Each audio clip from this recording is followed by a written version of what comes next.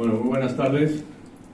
Bienvenidos y bienvenidas a este Ateneo Literario, Artístico y Científico de Cádiz, a esta intensa programación del mes de junio, y que además hoy parece como que si yo estrenara, iniciara paseillo de nuevo, ¿no? Porque ayer fueron las elecciones a presidente de esta casa y bueno, pues de nuevo estaremos durante 4 años al frente de la misma, lo cual es no solamente un honor, sino un placer. Hoy tenemos una conferencia a cargo de don Enrique Tapias Herrero, capitán de navío y doctor en Historia de América, aunque yo agradezco que nos acompañe aquí esta tarde con una conferencia titulada Pedro Sarmiento de Gamboa, capitán general y gobernador del Estrecho de Magallanes. Para presentarlo, pues a mi izquierda, don Francisco Zúñigo Varela, que no necesita presentación en esta casa, capitán de navío y exteniente de alcalde del Ayuntamiento de Cádiz, al que le cedo la palabra. Buenas tardes. Muchísimas gracias. Muy buenas tardes, querido presidente. Enhorabuena por este nuevo periodo que te deseo tan brillante como mínimo, como el que ha sido estos últimos 4 años. Muchas gracias. Desde luego, para demostración, el mes de junio el programa, efectivamente es espectacular. Pues, como resalté con ocasión del ingreso en este Ateneo, algo extraordinariamente bueno nos siembran en la Escuela Naval Militar, porque el porcentaje de oficiales de los cuerpos, de todos los cuerpos, que han optado clara y decididamente por ser cada vez más, es muy elevado, ser cada vez más a lo largo de su vida.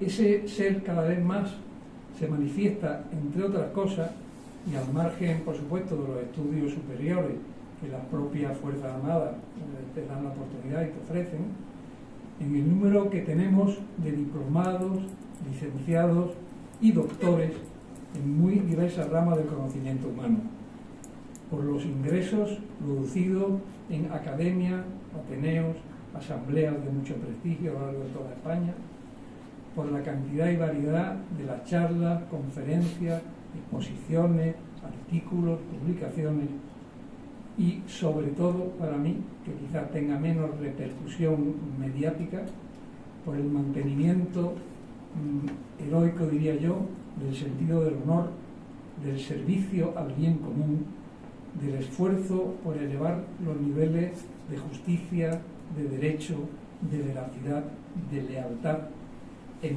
pro de cualquier causa noble. En esta línea está nuestro ateneísta, excelente amigo y compañero, el ilustrísimo señor don Enrique Tapias Herrero. Es tan señor que me entran ganas de llamarle Sir Henry Walsh Smith. Henry de Enrique, Wall de Muro o Tapia y Smith de Herrero. En el baúl de la Escuela Naval Militar, una cosa graciosa es que nos ponían la ropa de paisano para darnos la ropa de uniforme cuando ingresábamos, ¿no? Entonces había un hombre muy mayor, que yo creo que ni veía, ni oía, ni olía, ni gustaba. Entonces escribía en el baúl el nombre del interesado. Ni uno aceptó. A Sir Henry Walsh Smith le puso Capoas. En vez de Tapia, Capoas. Entonces se quedó con el mote de hombre Capoas.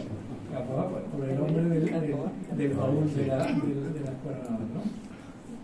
Pues lo del Sir Henry Walsh Smith es porque yo siempre lo he situado más allá y por encima de la apariencia que tuvo siempre de Lord inglés, o como dijo también un compañero, de coronel de húsares de la reina, que no he conocido a ninguno, pero que define bastante bien cómo ha ido moviéndose por el mundo, ¿no? Bueno, pues ha navegado en muchos buques, he puesto la corbeta Atrevida, he descubierto la corbeta Atrevida, el transporte de ataque Castilla, la corbeta Princesa, el transporte de ataque Aragón, el portaaviones Dédalo, que fue una experiencia inolvidable. Mandó el PVZ, patrullero de vigilancia de zona Ulla, que entonces tenía la base en Palma de Mallorca, estos tipos de buques, y que también fue tener la base allí en Portopí, creo que se llamaba, sí, ¿no? En Portopí, fue una experiencia también extraordinaria. Es especialista, y coincidí con él, en electrónica y además analista de sistemas, Fue profesor en la Escuela de Transmisión de Electricidad y Electrónica de la Armada en Vigo y jefe de instrucción de la Escuela de Suboficiales y segundo comandante de uno de los famosos 5 latinos. Son unos destructores norteamericanos magníficos. Yo creo que algunos de ellos lo tienen en Estados Unidos todavía allí atracaditos a un puerto. Son de la Segunda Guerra Mundial, pero que eran no se podía acabar con ellos, ¿verdad? Ni la mar que acaba con todo, convirtiéndolo en arena, era capaz de acabar con aquellos destructores, ¿no? Entre 1989 y 2003 fue jefe del departamento naval en la NATO Support Procurement Agency, la agencia logística de la OTAN con sede en Luxemburgo, donde fundó el programa de asistencia, suministro diverso a buques de la OTAN en puertos europeos, que sigue todavía funcionando. Siendo capitán de fragata, pasa a la reserva transitoria, se retiró como capitán de navío. Respecto a ese destino en Luxemburgo que tuvo, es de decir que tuve la inmensa suerte, la satisfacción y el honor, el privilegio de poder hacerle una visita a Loliña y a él, y conocí y disfruté de su hospitalidad en la preciosa casa que tenía en la calle du Parc Bertonge, que tiene, ¿cómo se llama? El título de la calle lo tiene en una placa en su casa de aquí. Tenía jardín y huerta, y la huerta producía cosas que saboreé, es decir, que producía cosas. Desde el punto de vista humanístico, hay que señalar que realizó, además de, por supuesto, lo de la Escuela Naval, estudios de Geografía e Historia en la UNED. Fue profesor de Geografía e Historia en el Colegio de Huérfanos de la Armada.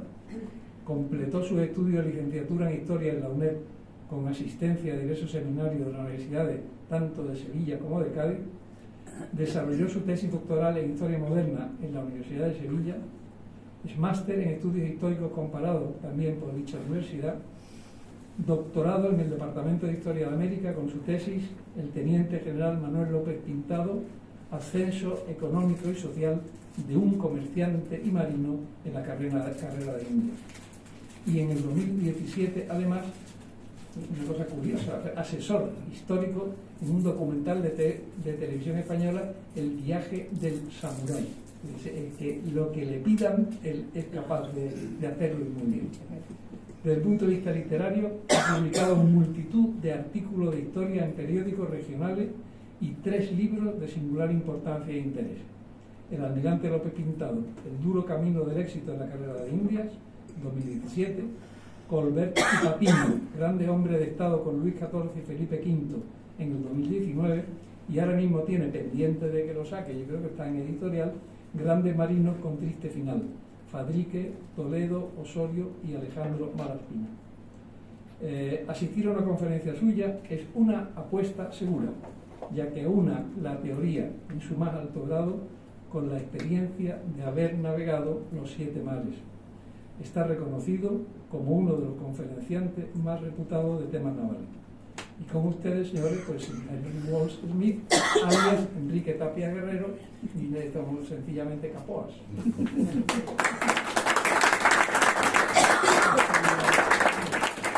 Muchas gracias. Tiene la palabra. Muchas gracias. Muchas gracias. En principio, en primer lugar, dar las gracias por la invitación para dar esta conferencia. Mi enhorabuena por la elección como presidente del Ateneo. Y a Paco, pues, en fin, muchas gracias por tu presentación, tu cariñosa presentación, que me ha sonrojado un poco. Y efectivamente recuerdo todavía la paella que nos hizo Paco Súnico estando en Luxemburgo. Cuando llegó por allí, se metió en la cocina y hizo una paella francamente buena. Son de esas cosas que de luego no se olvidan. Y bueno, ya para entrar digamos en harina, pues quiero empezar comentando de que Pedro Sarmiento de Gamboa es un personaje que de luego a mí me llamó mucho la atención, por eso quise profundizar un poco y tratar de convertirlo en una conferencia, y también tengo un artículo por ahí entre bambalinas, porque creo que es un personaje no muy conocido, pero que realmente su vida yo creo que llevarlo a la pantalla podía ser digamos, un film de éxito, porque realmente lo que le ha pasado a este hombre, pues yo creo que a poca gente le ocurre, ¿no? Como veremos, digamos, poco a poco. Bien, vamos a navegar por el Pacífico, por el Atlántico, nos iremos pues prácticamente hacia las zonas australes, y en cualquier caso todo esto va a comenzar por la entrada en el Mar del Sur. Por cierto, quiero comentar que estamos en el siglo XVI, 1578, con lo cual no había Pacífico. Bueno, sí había Pacífico. Realmente Vasco Núñez de Balboa es el que va a descubrir el Pacífico, el Mar del Sur, en 1513.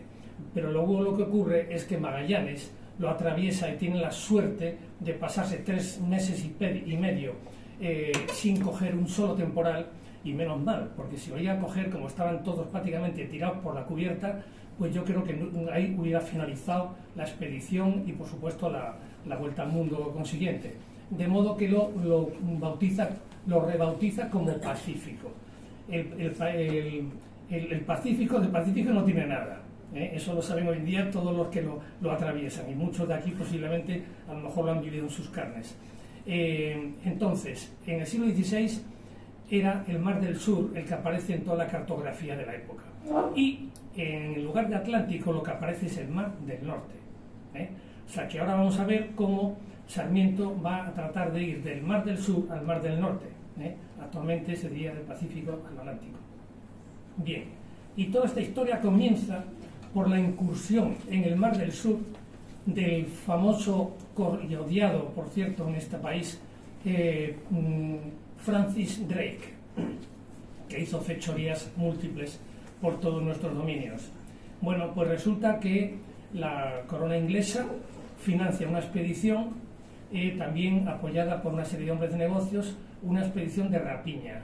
Sabía que la costa del Pacífico estaba pues prácticamente desatendida, desprotegida, porque ahí no aparecía nadie. El estrecho de Magallanes, después de la travesía de Magallanes y luego la de Loaiza, cuando trató de llegar a las Molucas, y bueno, de hecho un navío sí llegó, pero bueno, el tema es que durante un gran periodo de tiempo el estrecho prácticamente no se atravesó, pero este hombre tenía información y como era bastante echado para adelante, consiguió atravesar el estrecho, eso sí, dejándose varios navíos por el camino, pero en cualquier caso llega al Pacífico y se pone las botas saqueando pues varios puertos del Pacífico, como era Valparaíso, Iquique, el Callao, y encima tiene la suerte de enterarse que poco antes había salido del Callao un navío cargado de plata que venía de las minas de Potosí. Consigue alcanzarlo, hace la pantomima de firmarle un documento al maestre de turno para que el pobre pueda comentarle a sus jefes pues que va de vacío porque le han llevado la carga el amigo el corsario. Bueno, total, el virrey del Perú, inmediatamente Francisco Toledo prepara una expedición de persecución, pero claro, todo esto lleva su tiempo, con lo cual Francis Drake desde allí puso proa a las Molucas. Había dudas si volvería por el estrecho de Magallanes, pone proa a las Molucas, no le pareció suficiente el cargamento de $500,000 de ducados que llevaba en barras de plata, y se va a las Molucas a completar la carga de su navío con las famosas especias. Estábamos en el mercado de las especias, que entonces estaba a la altura de los metales preciosos, porque tenían un valor incalculable.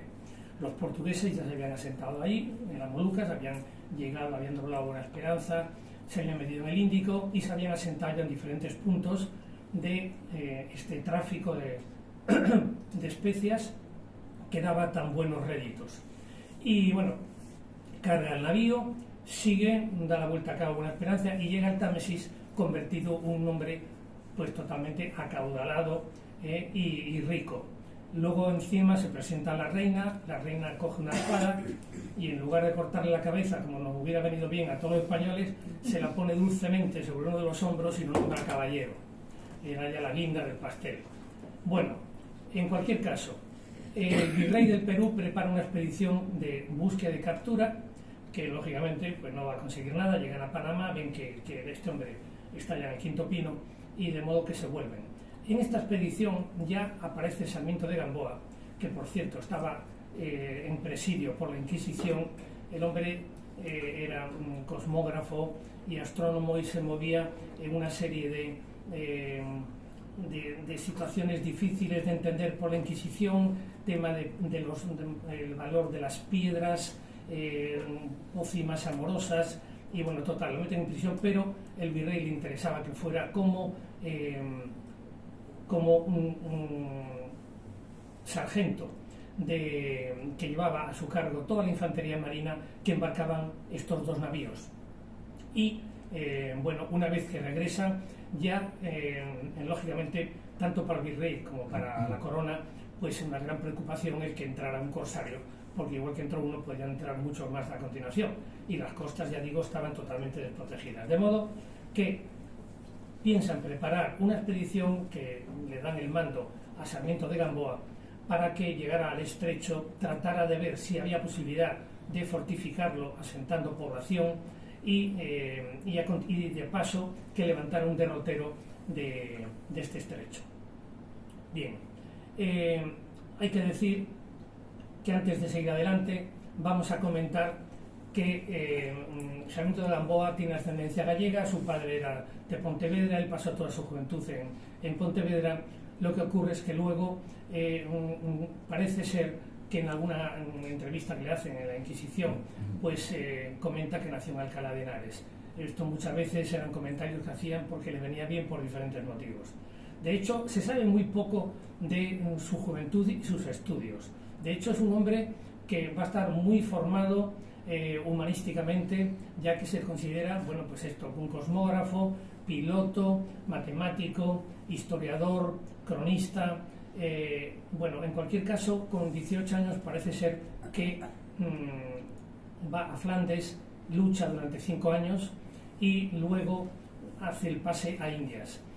También hay gente que comenta que en la Universidad de Alcalá pues tuvo toda una serie de estudios, pero ya digo que todo esto no se puede confirmar, por lo menos hasta ahora no se ha descubierto con detalle. Era muy peculiar en su forma de ser, tenía pocos amigos, era un hombre, digamos, que normalmente no se llevaba bien con sus superiores, pero por otro lado era un hombre tenaz, era un hombre leal al mando, y bueno, pues esto lo vio toda su vida. Predicaba con el ejemplo, pero exigía mucho también a sus subordinados. Y antes de meternos con la expedición, vamos a ver qué experiencia de navegación tenía este hombre. Ya he dicho que había como piloto pasado a Indias en varias ocasiones, llega a Nueva España, al cabo tiene problemas con la Inquisición también en Nueva España y acaba en el Virreinato del Perú. Allí, claro, como era un hombre muy válido, pues lógicamente los gobernadores y virreyes lo tenían muy cerca como asesor, porque era muy interesante pues tenerlo para consejos, etc. Concretamente, Toledo, el virrey del Perú, en pleno proceso de conquista de toda la zona incaica, le pide que levante una historia de los incas, de modo que se mezcla pues con todas las tribus y levanta una gran publicación que se llama Historia de los Incas, que tenía que llevar más volúmenes, pero este es el único que va a salir, pero que es sumamente importante para entender toda aquella época, la parte de los indígenas.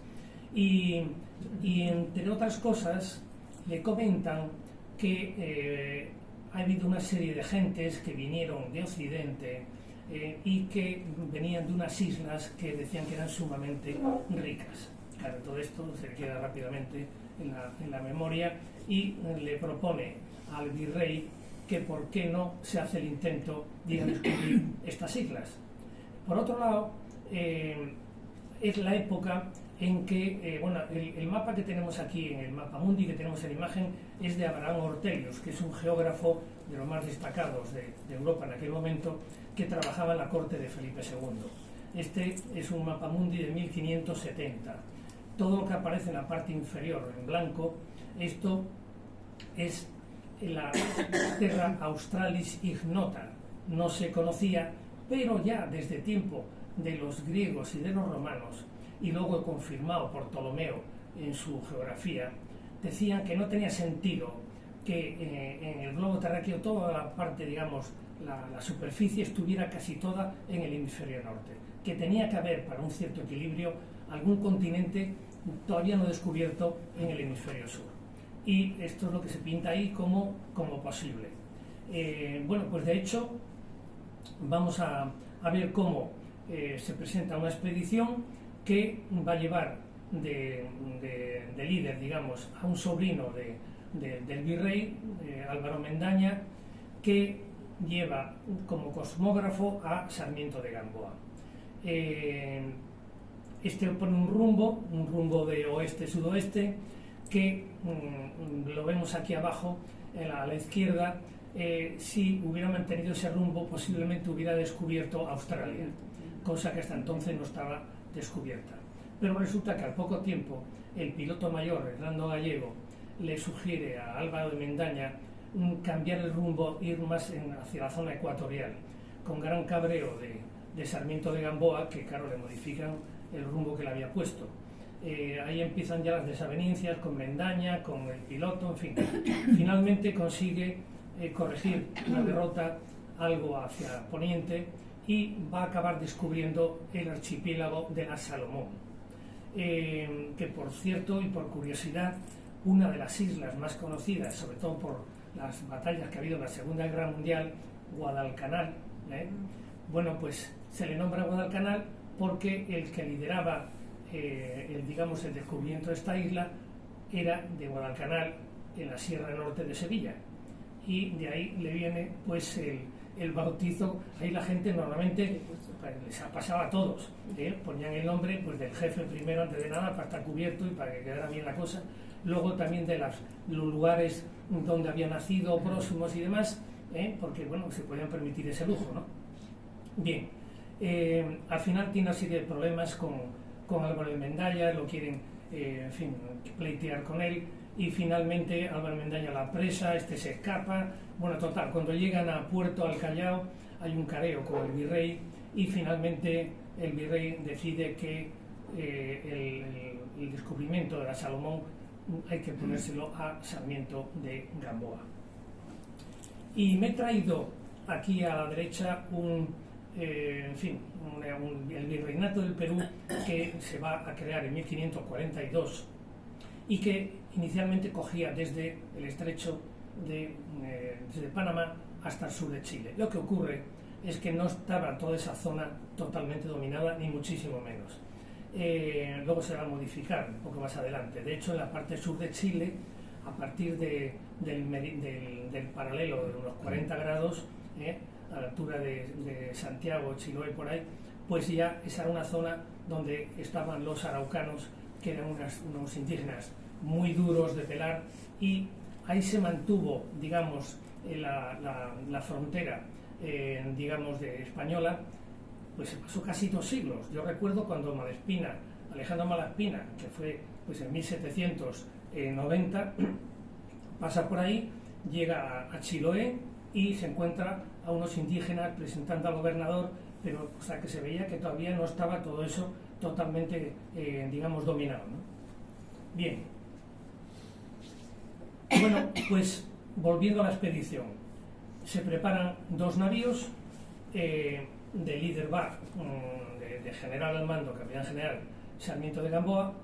En la nave Almiranta va Villalobos, el almirante Villalobos, y bueno, una dotación entre las 2 naos son aproximadamente unos 110 hombres, con su franciscano correspondiente en cada una, y salen con la misión de, primero, localizar la boca del estrecho, porque la parte, digamos, oriental, pues sí, ya más o menos se sabe, porque fue por dentro de Magallanes, pero la zona occidental no está muy localizada, a pesar de, como veremos ahora dentro de un momento, ha habido expediciones previas. Por otro lado, tenía que tratar de ver si había posibilidad de asentar una serie de poblaciones, en cuyo caso pues se trataría de fortificar alguna zona del estrecho que lo permitiera por distancia. Y al mismo tiempo tenía que levantar un derrotero para facilitar la navegación de futuros navegantes por el estrecho. Bueno, pues lo que sí es importante, estos van a salir el 11 de octubre de 1579, pero bueno, al poco de salir ya tiene una vía de agua con la capitana, no debe estar bien carenado el buque, tiene que entrar en Pisco y ya en noviembre salen rumbo sur para tratar de buscar esta boca. Hay que decir que la climatología del estrecho es francamente mala y por tanto la única opción de poder ir con ciertas posibilidades de éxito es acudir en el verano austral, que comprendía pues desde diciembre hasta febrero, y por esto salen en esta época para llegar a la zona pues por ya digo, de diciembre a enero-febrero. ¿Qué ocurre? Que parece ser que no había mucha información de dónde estaba la boca. Parece que el virrey comentaba que podía estar por los 54 o 55 grados de latitud sur. De hecho, la real era 53, pero no lo sabían. De modo que este hombre lo que hace, bueno, antes de avanzar un poco más, me traigo aquí las expediciones previas que se habían realizado. Cuando se pierden las Molucas, Carlos I, que las cede a los portugueses a cambio de la condonación de una deuda de 350.000 ducados que tenía con la corona lusa, piensa que tal vez por la zona del estrecho, pues ¿por qué no podía haber especias o algún otro tipo de metales preciosos o algún producto que se pudiera comerciar? Y en vista a lo cual le dice al gobernador de Chile, a Pedro de Valdivia, que manda algunas expediciones para explorar aquello, para ver la flora, la fauna, los indígenas que había, el tipo de comportamiento de estos indígenas, etcétera, etcétera. Y sale una primera expedición que bueno, no llega nada más que allá de Chiloé, por tanto ya ni se tiene en cuenta ni la han presentado. Hay una siguiente de Francisco de Ulloa en 1553, que esta va a acabar localizando la boca, y de hecho penetra en el estrecho unas 30 leguas aproximadamente, pero parece ser que allí hay un temporal, le tira la pareja abajo, y a partir de aquí el hombre sanea aquello como puede y regresa, digamos, a Valdivia, al puerto de Valdivia. Luego, 4 años más tarde, hay otra expedición mandada por el onubense Juan Ladrillero. Bueno, efectivamente sale también, pierde bastante tiempo tratando de encontrar la boca, con lo cual se ve que no le pasan información de la que había conseguido Ulloa.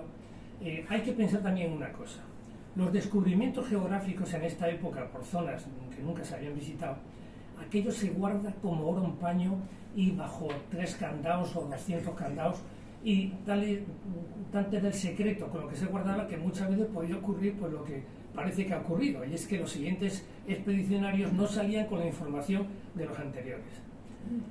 Juan Ladrillero es el primero que localiza la boca, digamos, occidental del Mar del Sur, atraviesa el estrecho hasta el Mar del Norte, levanta un derrotero, y una vez que llega al Mar del Norte regresa por donde ha venido a puerto, regresa y para informar de lo que ocurría.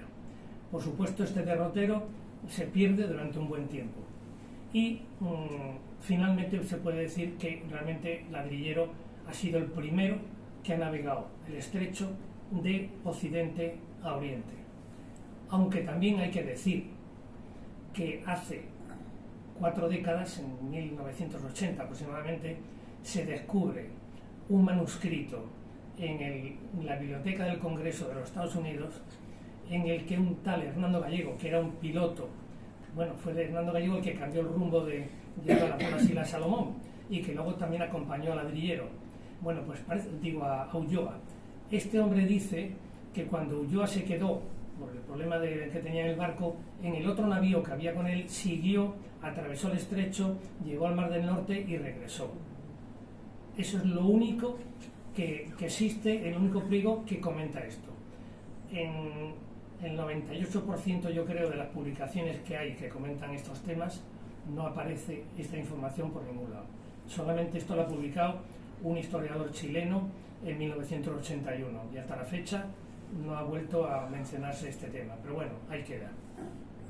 ¿Conocía Sarmiento estos datos? Parece que no, porque si no, no se entiende que empiece a explorar en la costa patagónica mucho antes de los 53 grados. Aquí me traigo un mapa para poder ver un poco la diferencia entre cómo es la costa en la parte oriental, en el Atlántico o Mar del Norte, y cómo está en la parte del Mar del Sur, festoneada de islas, islotes, farallones, canales, que puede camuflar cualquier cosa, lo hace mucho más complicado. De modo que vamos a ver cómo efectivamente, bueno, la parte del estrecho, lo que sí hay que decir es que queda dentro del territorio chileno, que hoy en día, bueno, pues hay una serie de prácticos y demás para que los buques que quieran pasar ya en otras condiciones, pues lo hagan de una forma segura y demás. Bien, entonces aquí tenemos a la derecha lo que hizo Sarmiento cuando trata de buscar la boca. A la altura de los 49 grados de latitud sur, empieza ya a buscar por los canales que ahí se encuentran. ¿Qué ocurre? Bueno, ahí hay temporales cada 2x3, de modo que coge un temporal, buscan un sitio donde poder, digamos, asegurar la nave, fondea, y luego para pasar por estos canales que tienen muy poco calado, lo que utiliza son los bateles de a bordo, bateles que tienen poco calado. Coge unos cuantos hombres y se dedica a brujulear por ahí para ver si alguno de estos canales va a llevarle al canal principal del estrecho. De vez en cuando suben a toda una serie de montañas que tienen cerca, hay algunas montañas nevadas por esta zona, para ver si desde arriba pues también podían divisar algo. En cualquier caso, con tantos temporales y tantos vientos fuertes y demás, ¿qué ocurre? Que es muy frecuente perder anclas, que se partan los cables, que el ancla agarree, y claro, el número de anclas y de cables que llevan estos dos naos son pues limitados.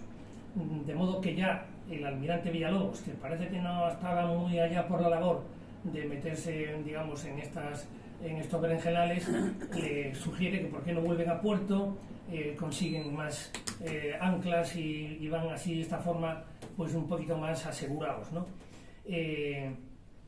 Bueno, pues de esto sigue la navegación. Aquí me traigo unos cuantos indios, pero mucho ya más avanzado la época, porque bueno, estos están algunos ya bastante mejor vestidos. Solamente el de la derecha parece que es un poco, estos se encuentran efectivamente por esta zona, empiezan a encontrarse unos indígenas que van pintados de rojo, se cubren con unas pieles de lobos marinos, de focas y también de venados, que se las atan al cuello, como lo tiene ahí el de la derecha, y eso sí, con sus partes al aire, cosa curiosa porque no siempre ocurre, y utilizan unas piraguas para moverse, son itinerantes, son nómadas, de modo que en estas piraguas llevan unas varillas con las cuales podían montar una especie de tiendas de campaña, y con pieles se protegían cuando había pues inclemencias del tiempo o lo que fuera, ¿no?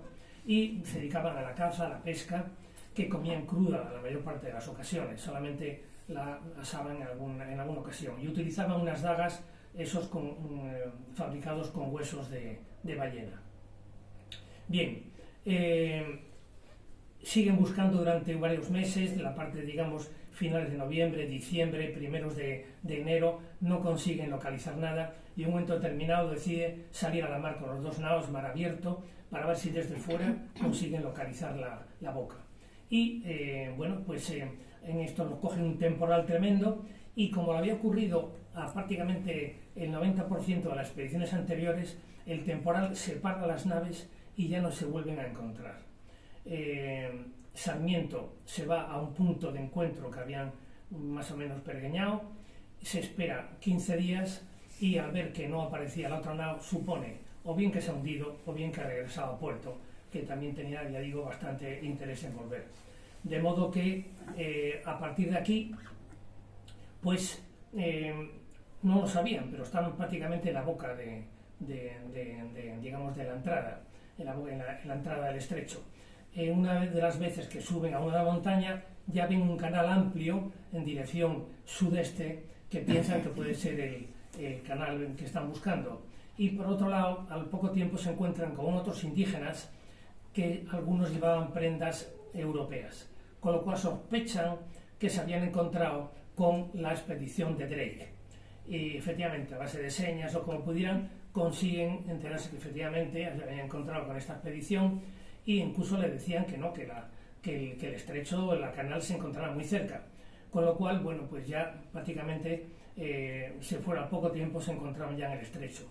Pero ¿qué ocurre? Que ahora ya estaba la nave sola, sin almiranta, con lo cual ya la tripulación estaba bastante mosca porque ya veían que ya no había la seguridad que podían tener antes. Si uno naufragaba, pues tenían el otro navío, pero ya en estas condiciones la cosa estaba más dura, le faltaban bastantes anclas y cables y le pidieron de regresar a puerto.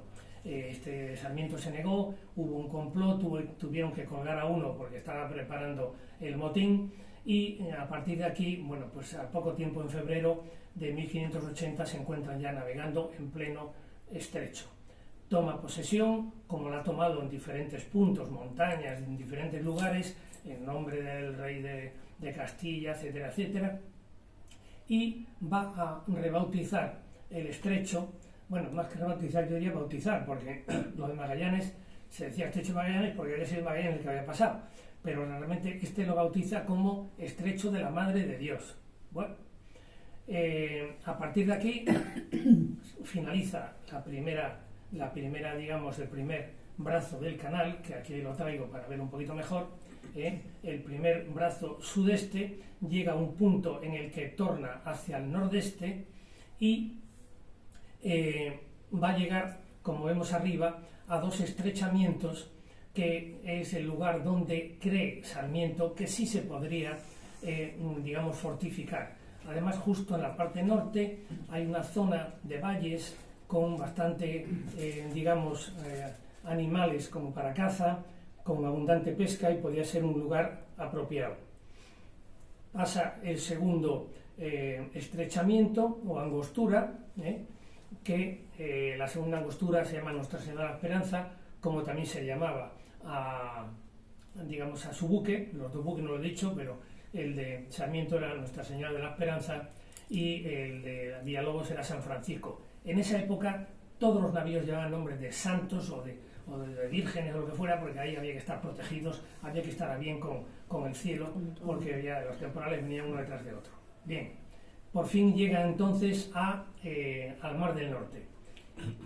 El virrey lo había determinado muy claramente.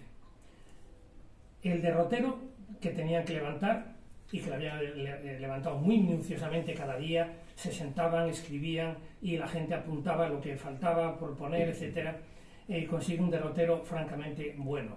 Pero aparte de eso, la crónica correspondiente, el virrey quería que una la llevara Sarmiento de Gamboa a España, Felipe II, otra se la debía llevar a Buenos Aires al gobernador para que éste la mandara por tierra.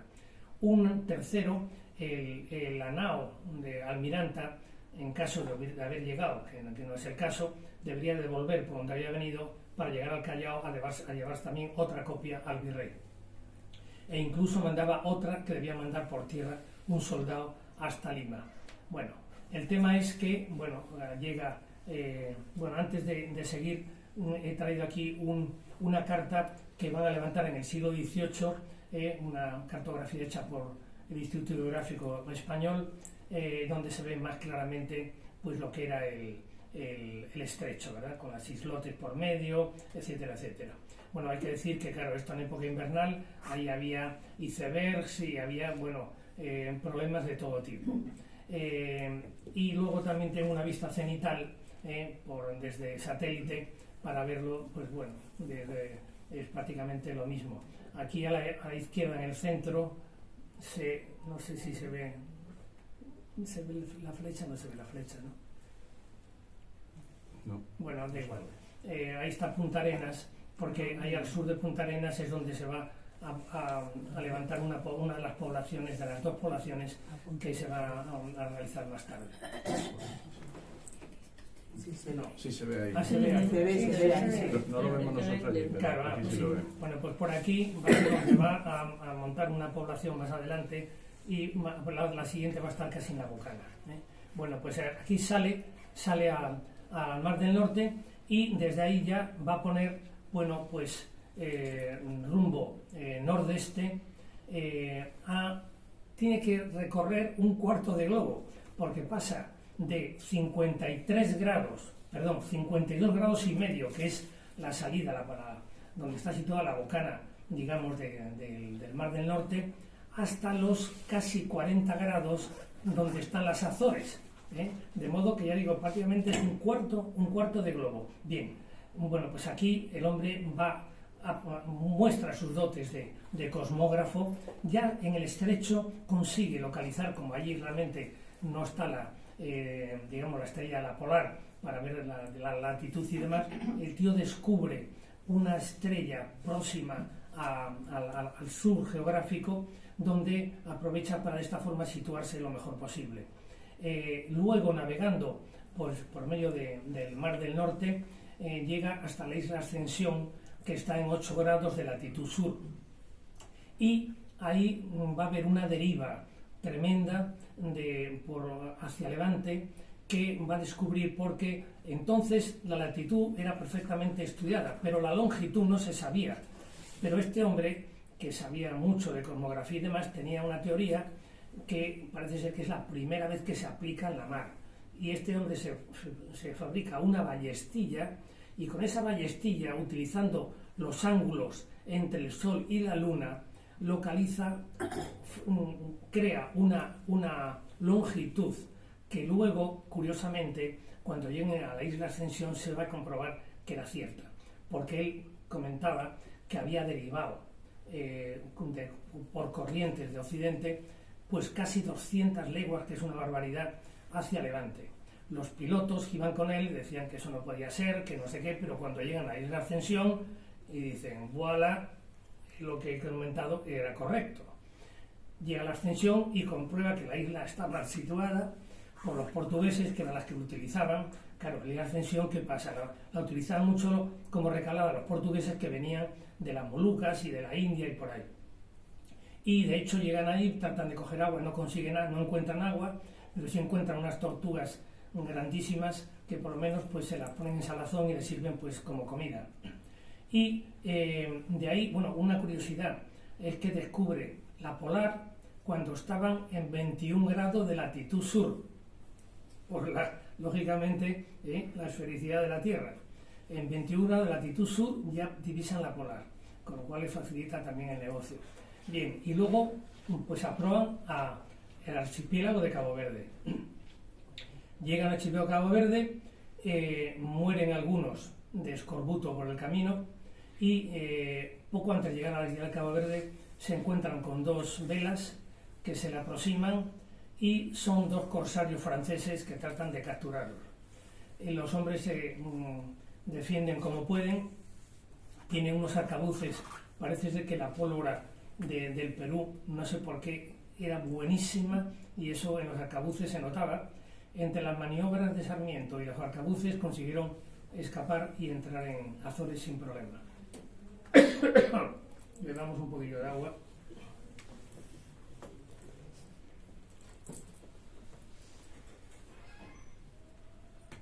Llegan a las Azores y se pasan un mes para sanear el barco, que estaba muy baqueteado, aparejo, y curiosamente van a hacer una procesión. Yo no sé si nos acordamos de la pintura que se ve a Elcano bajando del navío, todos con una camisa blanca y unos cirios en la mano, descalzos, que van a presentar a la Virgen de la Antigua y a la Virgen de la Victoria, dando gracias por los temporales que habían sufrido y habían prometido. Pues bueno, esto aquí pasa exactamente lo mismo. Yendo por el estrecho hay una situación en que piensan que se les ha acabado el asunto, se dedican a la Virgen María y dicen, si me salvo de esta, no sé qué, tal, y finalmente lo que hacen es, bueno, pues al llegar a la isla Santiago de San Vicente, van a una ermita determinada, todos descalzos, con el cirio, en fin, repitiendo la historia del Cano, pero llegan allí, se confiesan, le dan un donativo a los pobres, en fin, bueno, para dar gracias por haber salvado y haber llegado hasta allí. A todo esto, Sarmiento tenía en su alma en que no había mandado una de las copias de la crónica a Buenos Aires porque, digamos, los vientos y corrientes no se lo permitieron. De modo que compra un patache, una embarcación de 80 toneladas aproximadamente, y manda a uno de los pilotos para que se vaya a Panamá, que estaba allá al lado, como se pueden ver en la pantalla, y atravesando Panamá luego por el Pacífico, pues consiga llevar una de las crónicas al virrey. Y esto se va a llevar así perfectamente. A continuación sigue para las Azores, llega a las Azores, allí se encuentra, estamos en 1580. En 1580, ¿qué ocurría? Pues que Felipe II trataba de hacerse con la corona lusa, porque el rey portugués había fallecido, y como la madre de Felipe II era portuguesa, tenía sus derechos. Con lo cual, por otro lado, ¿quién estaba? El prior de Crato. Era la lucha. Bueno, resulta que estos hombres llegan a una isla donde habían tomado partido por el prior de Crato, con lo cual estos se quedaron un poquito pegados, pero la suerte es que enseguida llegó una flota que venía de Indias y ya con esto se solucionó el problema. De hecho, se unieron a la flota de Indias y en conserva llegaron a la Bahía Gaditana. Llegan a la Bahía Gaditana y se enteran... ¿Esto por qué no va?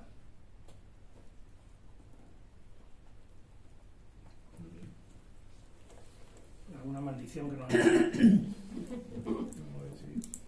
A ver ahí. Siguiente.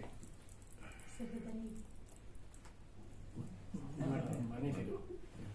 Bueno, pues resulta que llegan y dicen, ¿dónde está el rey? En Badajoz. ¿Badajoz? Claro, Badajoz estaba, porque era más cerca de Portugal y porque estaba en pleno proceso de tratarse de la corona. Ahí luego más adelante ya sabemos que gracias al duque de Alba y compañía las cosas quedaron claras y se puso la corona lusa. Bien. De modo que se presenta en la corte. Por cierto, no comenté que cuando se encontró con los indígenas, aquellos que iban con vestuario, algunas prendas, digamos, europeas, consiguió convencer a 3 de ellos para que embarcaran, porque esto ya era una orden del virrey. Decían, si se encuentran indígenas, traten de embarcar a algunos para que sirvan luego de lenguas, que le llamaban, o intérpretes, para los siguientes que se fueran encontrando. Pero claro, a los primeros que querían coger nadie quería embarcar, pero estos 3, no sé por qué, pues bueno, embarcaron y este hombre llegó a Badajoz con los 3 indígenas, que entonces era lo típico, presentarle a los reyes pues con los pavos reales y las cosas que podían encontrar por ahí. Bueno, total, que llega a Felipe II, le presenta, le dice que sí, que bueno, que él cree que se puede asentar poblamiento, que puede fortificarse, que hay un estrechamiento. Él pensaba en el primero, luego al final deciden que va a ser en el segundo, pero bueno, que sí, que sé que es posible. El rey, lógicamente, habla con el Consejo de Indias, con los más importantes hombres de la corte, como podía ser el Marqués de Santa Cruz, el Duque de Alba, tal igual. La mayor parte de ellos dijeron, esto es una barbaridad, esto es una quimera, ¿cómo se va a fortificar el estrecho? Total, que está la cosa, digamos, que pintaba mal, pero en ese momento le informan a Felipe II que acaba de llegar Drake al Támesis con, pues ya digo, digamos, en valor de multitudes, y que dice, a este tío le van a copiar más de uno, con lo cual algo va a haber que hacer en el estrecho. Y decide ir adelante con el planteamiento de Sarmiento. Bien, se prepara una expedición, una gran expedición, 23 naves, 3.000 hombres, porque ahí van pobladores, mujeres, niños, familias, soldados. Iba también el nuevo gobernador de Chile, que llegaba ahí con 600 soldados. Y, bueno, lógicamente, claro, un año entero para preparar la expedición en Sevilla.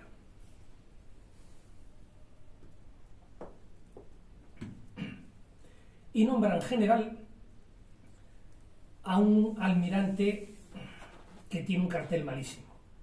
Y de hecho ya empiezan pues, problemas los capitanes que lo conocen, que no les gusta el asunto. Este hombre había ido a Indias mandando flotas, y de hecho hay un almirante,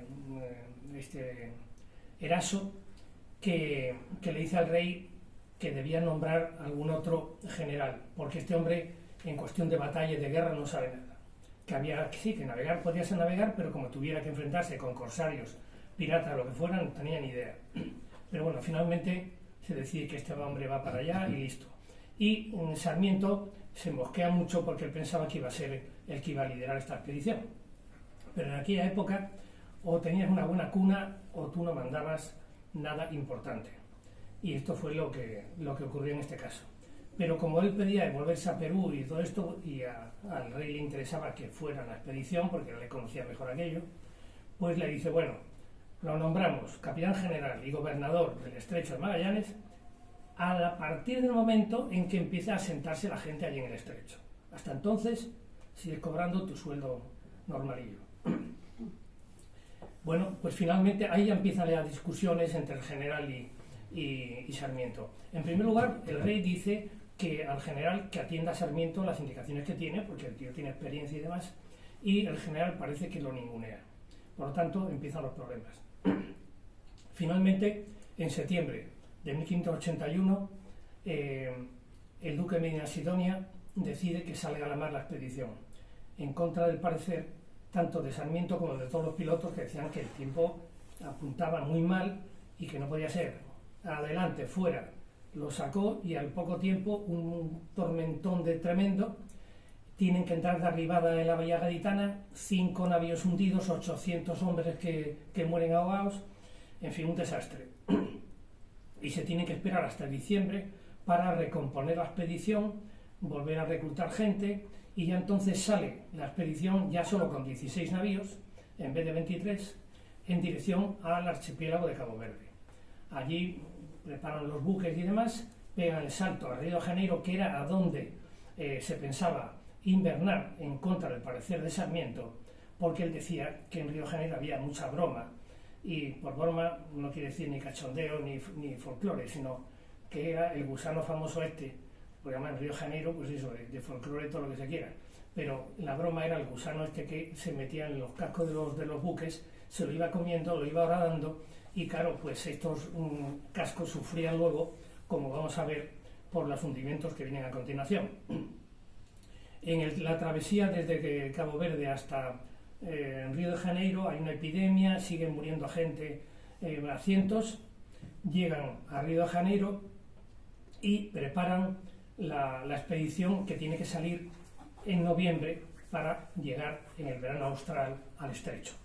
Mientras se dedican, pues eso, curiosamente, llevan una serie de vituallas para venderlas en Río de Janeiro, y con lo que les daban por estas ventas compraban, y de esta forma pensaban que le iba a salir mejor las compraventas. En cualquier caso, salen en noviembre del 82 en dirección al estrecho. Y aquí me traigo un mapa de Sudamérica porque ¿qué ocurría? Que sí, la época era adecuada para llegar al estrecho en el verano austral. El problema, lo que no sabían, es que en la primera quincena de noviembre los temporales por los 30-40 grados de latitud sur eran fuertes, y efectivamente, conforme empiezan a salir a la mar, se hunde primero una nao, luego un bergantín, con la gente correspondiente, en fin, bueno, total, llegan a la altura de Buenos Aires, a los 39 grados aproximadamente, y como ya ha habido varios hundimientos y aquello pinta mal, hay una junta de capitanes y deciden entrar en puerto brasileño para sanear los buques y prepararse en mejores condiciones. De ahí las 2 flechas rojas que se ven en pantalla. Llegan a la isla de Santa Catalina, en la costa brasileña, y ahí preparan durante un mes y pico los buques para hacer el nuevo asalto al estrecho. En principio llevaban, como hemos dicho, al gobernador de Chile, el nuevo gobernador, con 600 hombres. Teóricamente, lo que pretendían inicialmente, todo pensado en plan optimista, era que atravesaban el estrecho y unos navíos seguían por la parte del Pacífico y llegaban a Valdivia con el gobernador y los 600 hombres. Como ven que el panorama no está nada fácil, el gobernador dice, pues yo casi me bajo en Buenos Aires y voy por tierra. Y bueno, finalmente parece que es lo que hacen. El general lo entiende, cogen 3 navíos y destacan al gobernador con los 600 hombres, que se van a Buenos Aires y van por tierra directamente hasta Chile. El resto de la flota va a seguir y va a llegar a la entrada del estrecho en febrero, que ya es un poquitín tarde, pero bueno, todavía podría ser. Y llegan al estrecho, de hecho penetran en el estrecho, y cuando llevan ya unas leguas dentro, ocurre lo que le ha pasado a cantidad de expediciones, que cambia la marea La corriente de marea puede alcanzar hasta los 8 nudos, que es una barbaridad. Pero encima, eso añadido a fuertes vientos de poniente, bueno, pues resulta que toda la expedición la escupe al Mar del Norte, pero a 16 leguas de la entrada, esperan a que pase el temporal de poniente, vuelven a intentarlo en un par de ocasiones, ven que vuelve a saltar el poniente y el general, que tampoco estaba muy por la labor, decide que nada, que aborta y que a puerto brasileño. Con lo cual, bueno, pues regresa a Santos preparando que para el año siguiente a ver si hace un nuevo intento, porque claro, la fecha se les pasa, ¿no? Entonces, en una nueva invernada en Brasil, a todo esto Felipe II, que sabe los problemas que tienen con las vituallas y demás, les manda 4 naos al mando del almirante Alcega, y que se pone también a su servicio, y aquí el general Diego Flores pues da al cante. De repente dice que con 3 naves se va a expulsar a una serie de franceses que están acampados en la zona de Paraíba, cerca de Pernambuco, y que los portugueses estaban pidiendo que por favor que les ayudaran a expulsarlos. El almirante Rivera, que era su segundo, hay un escrito en el que dice que no puede entender cómo el rey le manda al general que haga la campaña del Estrecho y tal y cual, y que de repente lo deje en banda y se le adjudique a él esta nueva misión. Pero bueno, finalmente, ¿qué ocurre? Bueno, pues que de 9 barcos que había, pues ahora quedan 6. A Diego Flores sigue para, efectivamente, expulsa a los franceses y luego llega a Cádiz, ahí le hacen, digamos, una... bueno, pues lo que solía hacerse entonces con todos los virreyes al finalizar, o los generales al acabar las campañas, que al llegar a puerto pues le tenían que abrir un expediente viendo a ver todo lo que se le echaba en cara y demás, para que el hombre se defendiera y vieran a ver si era reo de algún tipo de reprimenda o multa o lo que fuera. Los demás, ¿qué es lo que hacen? Bueno, pues en principio tienen una escaramuza con los ingleses sin tampoco mayores contratiempos, pero finalmente hay un nuevo intento en el que van con 5 naves. Ahora van a entrar en diciembre en el 83 y finalmente consiguen entrar en el estrecho, llegan a la primera angostura, allí empieza a soplar otra vez el poniente puñetero y ¿qué ocurre? Que ahí consiguen, cuando están siendo expulsados, meterse en la parte norte de la boca, que ahí hay una especie de bahía, y ahí consiguen fondear y aprovechan para desembarcar a los 60 pobladores que quedaban, con familias, mujeres, niños y demás, y ahora toda una serie de soldados, unos 300 personas, y ahí van a fundar la primera ciudad, que se llama Nombre de Jesús. Bien, por cierto, esta es una carta que hace de puño y letra Sarmiento de Gamboa, y es la que se le presenta luego al rey. La segunda, bueno, todo esto trata de ir a crear la segunda población, que estaba pasada la segunda angostura, pero vuelven a saltar los vientos, vuelven a expulsarlos al Mar del Norte y luego consiguen volver de nuevo hasta la primera ciudad. Allí se hunde la Trinidad, que era uno de las naos, consiguen rescatar la mayor parte de lo que llevaban en las bodegas, y a todo esto el almirante Rivera, con 2 fragatas que llevaba y el Patache, piensa que aquello no estaba en condiciones de seguir adelante y regresa a Brasil con gran enfado de Sarmiento, que lo dejan solo pues con una nao.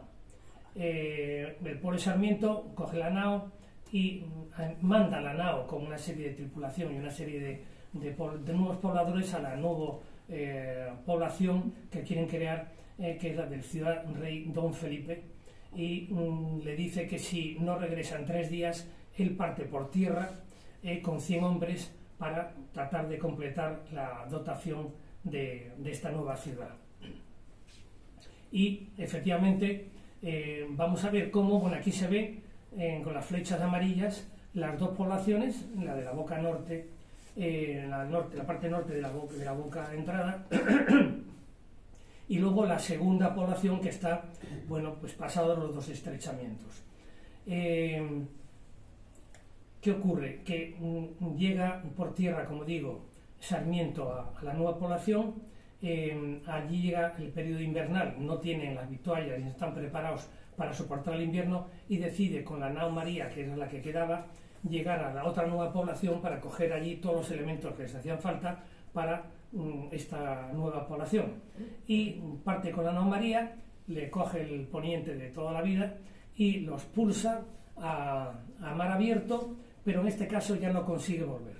Hay varios intentos y se llega hasta los 40 y tantos grados de latitud norte y ya ve que es imposible volver, con lo cual se va a Puerto Brasileño para tratar desde allí buscar pues un nuevo intento de socorro para estas gentes. Escribe al rey de España pidiendo que por favor que le manden nuevas digamos naves y vituallas, porque esta gente si no se va a quedar totalmente indefensos, van a morir. Aquí viene un astrolabio de los que utilizaban para, digamos, ver la latitud, y pasado, bueno, trata de volver en una ocasión, la mar se lo impide y llega un momento en que dice que va a presentarse, va a volver a España para presentarse al rey y pedir directamente ayuda. De modo que, bueno, pues vuelve a España en un mercante portugués, ya que la nao María también se le va a hundir en costa brasileña, y en este nao mercante llega a las Azores, se encuentra, lo apresan a este navío dos corsarios ingleses que son propiedad del caballero que aparece en imagen, que es Sir Walter Raleigh. Este hombre favorito de la reina. Bueno, a todo esto los portugueses se van de la lengua, le dicen que este hombre es un hombre importante, y en vista a lo cual se lo llevan a Londres para pedir rescate.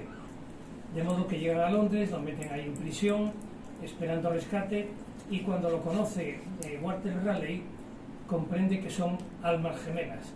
Este también es un hombre polifacético, es poeta, es químico, es explorador.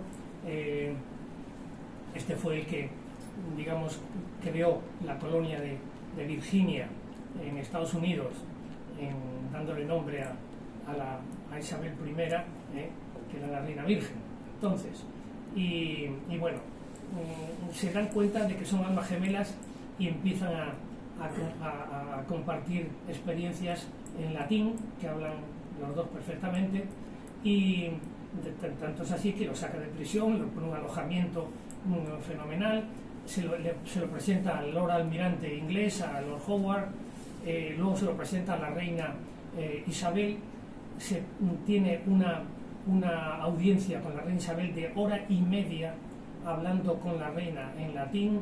La reina le dice que le pide que vaya de embajador suyo a hablar con Felipe II, ya que tenían pues sus problemas entre ellos para tratar de templar gaitas, y de hecho le conceden un pasaporte para llegar a Francia y un crédito de 300 ducados. Bueno, pues este hombre llega a Calais, de Calais pasa a París, está con el embajador español, y cuando está tratando de pasar Francia para llegar a España, lo apresan los hugonotes.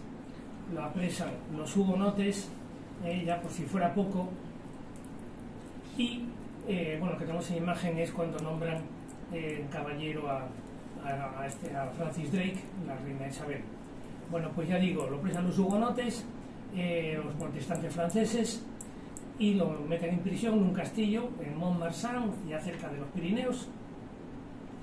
Piden rescate, sabiendo que es un tipo importante, al rey de España, que se niega a pagar nada. Claro, el pobre hombre, también hay que pensar que en ese momento Felipe II estaba con el problema de la Gran Armada, estaba en 1588, que bastantes problemas tenía el hombre con esto. Claro, le piden un rescate al más importante y el hombre se niega en redondo.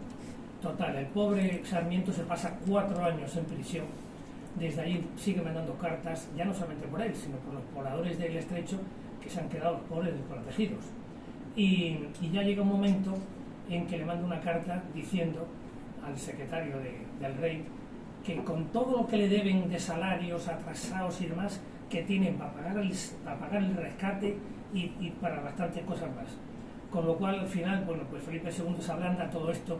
El príncipe de Bearne, que es el apresador y que, por cierto, tanto Walter Raleigh como la reina de Inglaterra presionan para que tratan de no soltarlo, pero el hombre no lo suelta, y finalmente decide pagar el rescate, que de 30.000 euros pasa a 6.000 euros, por cierto, y 4 caballos, no sé por qué, pero bueno, son 6.000 euros y 4 caballos, ¿vale?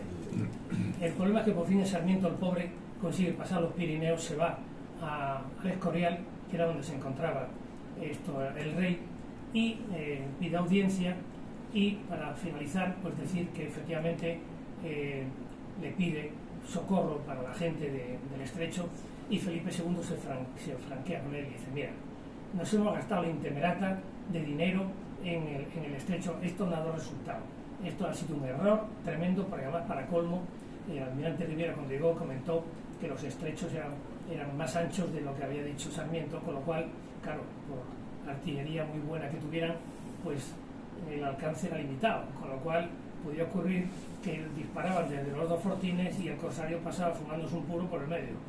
Bien, el tema es que ya se negó a seguir pagando, digamos, más dinero, y dejó a los pobres pobladores a la buena de Dios. A todo esto a Sarmiento lo nombra, reconociendo su labor, su trabajo, su lealtad, almirante de las flotas de galeones que iban para Indias, y de hecho pues va a fallecer 2 años más tarde, embarcado próximo a Lisboa. Lo desembarcan y muere en Lisboa este Sarmiento de Gamboa. Hay que decir que, con respecto a los pobladores, a los pobres, que 3 años más tarde pasa por el estrecho, bueno, pues el primer imitador de Drake, que fue el famoso también Cavendish, otro corsario muy conocido, que llega al estrecho. Los pobladores, digamos, de rey Felipe, bueno, lo ven, le hacen señas, le piden por favor que se los lleve. Parece que, bueno, que puede aceptar, eran 20 los que quedaban. Y ¿qué ocurre? Bueno, pues que en un momento determinado cambia el viento, y este hombre no quiere esperar más, y el único que se salva es el que estaba a bordo. De los 20 había uno que estaba a bordo por lo que fuera, y los otros 19 se quedan con un palmo de nariz, los pobres, en tierra, y este va a ser el único que se va a salvar de toda esta gente. Y lo que aparece en imagen es un monumento que hace el gobierno chileno a estos pobladores del Puerto del Hambre, que es el bautizo que le hace Cavendish, el Port Famine, Puerto del Hambre, que es como está conocido, que está a 54 kilómetros al sur de la actual Punta Arenas, y que han estado haciendo excavaciones recientemente, según parece ser. Bueno, pues el derrotero de Sarmiento de Gamboa, que también se perdió, que es raro, y se descubre en época de Carlos III en la biblioteca del Palacio Real de Madrid. Afortunadamente a tiempo para que lo utilicen grandes navegantes como fueron los ingleses Fitzroy o Byron o Alejandro Malaspina, de modo que, bueno, de alguna forma, pues bueno, ha servido pues para algo. Y lo que traigo aquí ahora es la huella de Sarmiento en Chile, en el sentido de que, bueno, pues le ha dado un nombre a una gran montaña que está permanentemente helada al sur del estrecho en la Tierra de Fuego, y el lago Sarmiento, que parece ser el mayor lago que hay en Chile, se llama pues Sarmiento de Gamboa. Y para finalizar, decir que, bueno, aquí tenemos en nuestra marina, hubo un buque cañonero, que hemos estado en la escuela naval, en nuestra quinta hemos podido verlo, pero ya está desguazado. Era un cañonero, Sarmiento de Gamboa, y el que tenemos aquí en imagen es un buque que opera el CSIC, actualmente buque oceanográfico, Sarmiento de Gamboa. Y como dicen las Reales Ordenanzas de las Fuerzas Armadas, rendir homenaje a los héroes que forjaron nuestra historia es un deber de gratitud y un motivo de estímulo para todos. Y eso es todo lo que puedo comentar. Muchas gracias.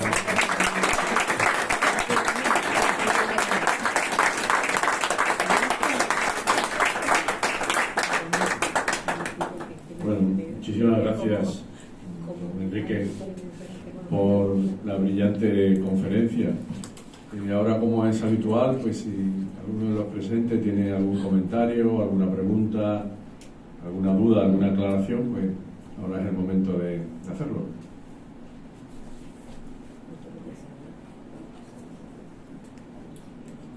¿Alguien se anima? Teresa. Es muy curioso porque usted habla que iban, que venían, que mandaban una misión, un emisario, pero todo eso era cuestión de meses y de años. O sea que cuando el señor estaba allí y le parecía algo mal, mandaba una expedición a España, pero le tardaría por lo menos un año y otros 2 años en volver. Es curiosísimo que vivieran tanto tiempo y de esa manera, ¿verdad? Efectivamente. Son personas que están predestinadas. Claro, naturalmente. Esto, los retardos en las comunicaciones, bueno, de hecho, cuando, por ejemplo, el rey quería mandar algo al virreinato del Perú, no mandaba un mensaje, mandaba 5 o 10 mensajes en los diferentes barcos que salían. Porque, claro, uno se hundía, el otro no sé dónde, tal, alguno llegaría. Y de hecho ha pasado que, por ejemplo, claro, a lo mejor este es el caso que estoy hablando es de las Filipinas, que todavía están más lejos. Pero, por ejemplo, haya ocurrido de que llega una flotilla británica, se encuentra con el galeón de Manila que se cruzaba, pues más o menos el galeón de Manila pues saludando con la mano, pues, no había problema, y luego todos empiezan a cañonazo limpio y dicen, no, pero ¿qué pasa? Y dicen, no, que estamos en guerra. Yo, joder, pero yo no lo sabía. En fin, bueno, quiero decir que ahí esto influye luego, porque el que da primero da 2 veces, y entonces pues esto era muy normal que pasara esto, ¿no? ¿Cuántos años vivió este hombre? Pues vivió 63, me parece que fueron. Madre mía, una barbaridad. Una barbaridad. A pesar de todo. Muchísimo. ¿Alguna otra pregunta? Bueno, pues yo sí que hago una reflexión en voz alta, que creo que es importante la labor de muchos historiadores de traernos a personajes que en realidad pues la mayoría desconocemos, ¿no? Como Sarmiento de Gamboa, y qué mal hemos explicado en los institutos y en los colegios la historia de nuestro país, y creo que seguimos explicándola muy mal, ¿no? Ahora ni se explica, yo creo. Porque, en fin, en definitiva creo que es una historia para sentirse orgulloso. Si fuéramos anglosajones haríamos películas de todas estas hazañas, de todas estas aventuras, ¿no? Y qué poco conocemos de todo ello, ¿no? Y en relación en Chile lo recuerdan con una montaña, con un lago. En España, aparte del nombre de los buques, ¿lo recordamos con algo más? Bueno, pues en Pontevedra creo que hay alguna calle, en Canarias también hay alguna otra calle por ahí, pero bueno, porque a lo mejor alguien se preocupa acerca de la alcaldía o lo que fuera y consigue que le pongan el nombre, pero efectivamente pues eso es lo que pasa. Y ya para colmo, hablando de la historia, de cómo se enseña hoy en día, hay que decir que en el AEBAO acaban de decir de que la gente puede elegir entre filosofía e historia. O sea, el que no quiere historia se coge la filosofía y ya la historia para nada. O sea, que, vamos, tremendo, ¿no? En fin, bueno, pues sirva esto de reflexión y también de estímulo para todos los que nos gusta la historia, de seguir trabajando en ella y dándola a conocer en foros como este o como cualquier otro. Muchas gracias.